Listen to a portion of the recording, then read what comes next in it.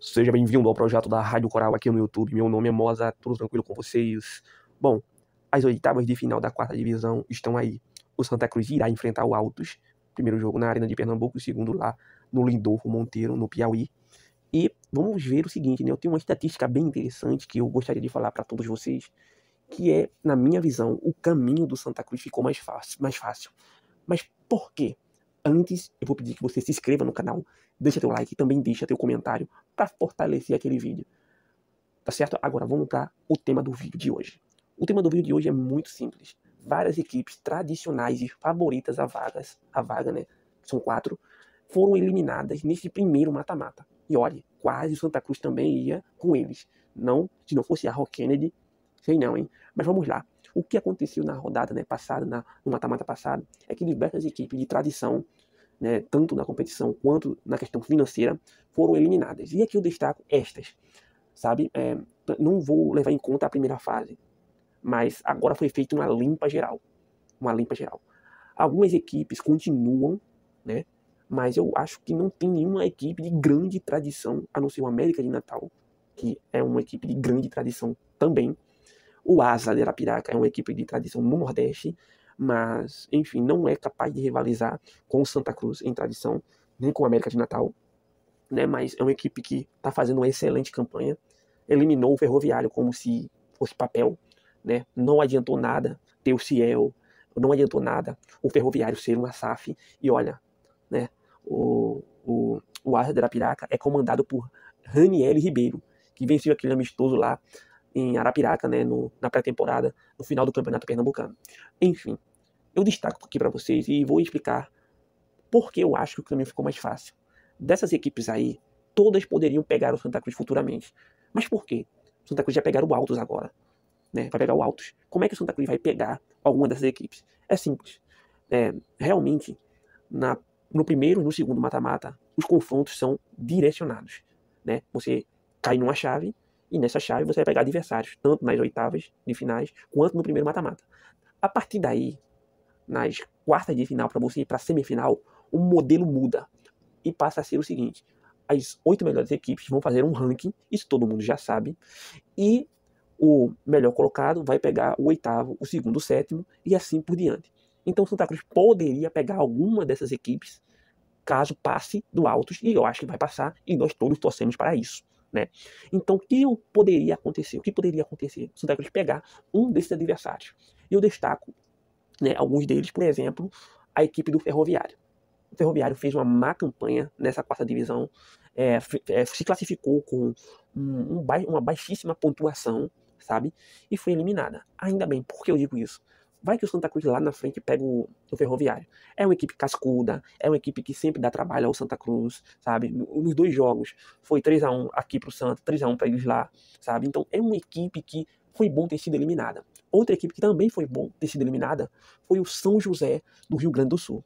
Né, equipe gaúchas são muito fortes dentro de casa, fazem um confronto mais físico. Então, também é um clube que recentemente frequentou a Série C, ou seja, estava habituado a jogar competições nacionais de um nível superior à quarta divisão.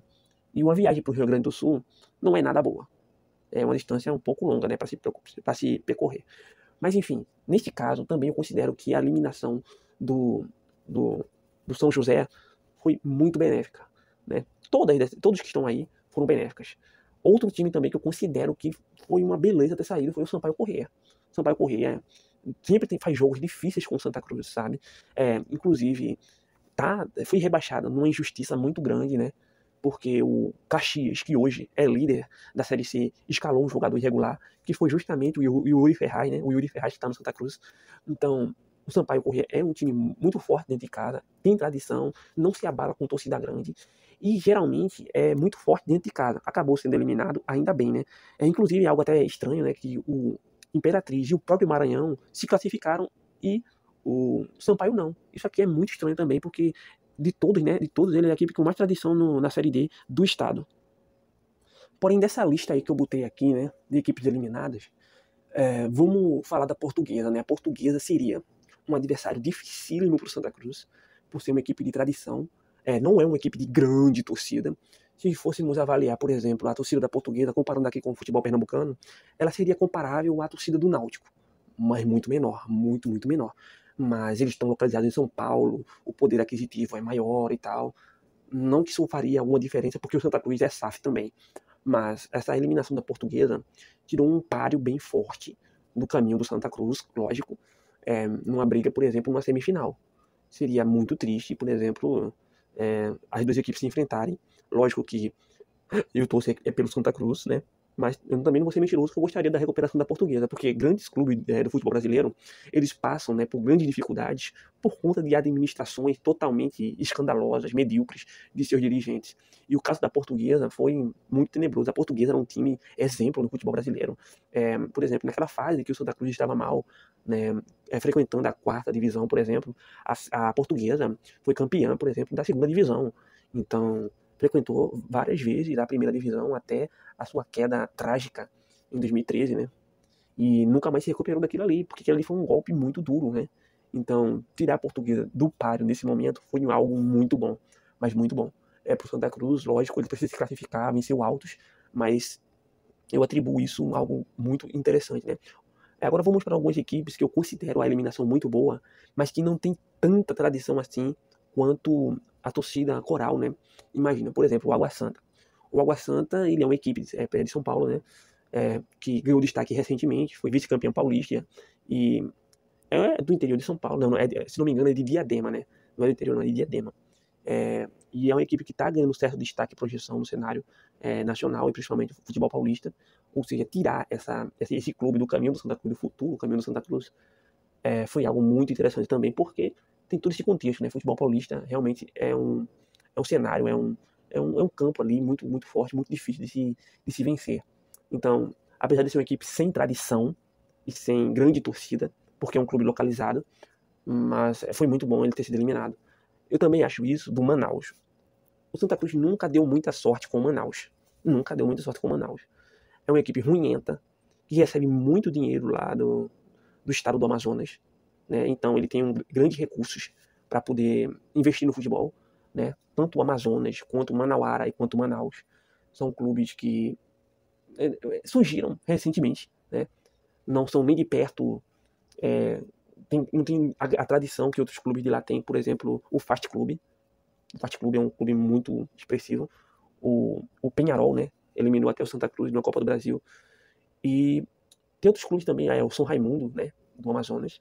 São clubes de tradição lá do estado, mas, infelizmente, né? Estão lá numa draga danada. E eu acho que o poder público deixou eles de lado. Para investir nesses clubes que não tem torcida aparente, né? Então a eliminação do Manaus foi muito boa para o Santa Cruz. Primeiro porque é um adversário que não teme o clube, já enfrentou diversas vezes, já venceu a maioria delas, né? Então foi muito bom que esse time já foi despachado. Outro clube aí para finalizar que saiu do caminho do Santa Cruz é o Joinville. O Joinville está num processo de se reerguer, muito parecido com o que aconteceu com o Paraná.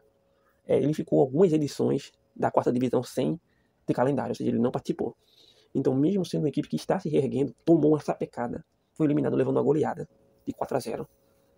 Mas é uma equipe de tradição, já foi campeão da Série B, já jogou a Série A. E é uma equipe que poderia dar uma dificuldade para o Santa Cruz. Lógico que sobraram algumas equipes que também podem prejudicar, né? Pegar mais na frente e tal. Mas eu acho que o caminho do Santa Cruz ficou mais fácil.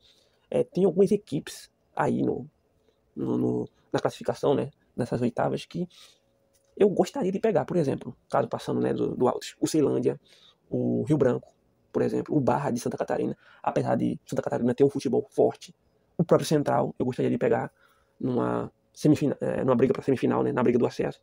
Então sobrou equipes que, honestamente, eu gostei de ter ficado, né?